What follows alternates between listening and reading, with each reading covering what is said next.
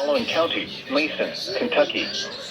Winter storm warning in effect from noon Sunday to 7 a.m. Monday. Heavy snow expected.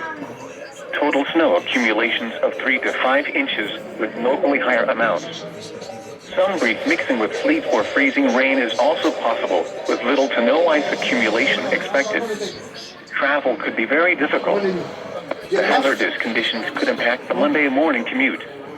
If you must travel, keep an extra flashlight, food, and water in your vehicle in case of an emergency. Additional information can be found at www.weather.gov/ILN, as well as on our Facebook and Twitter pages.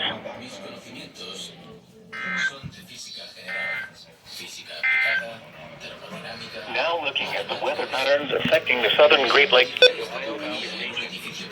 High pressure and a cool air mass will build and across the region.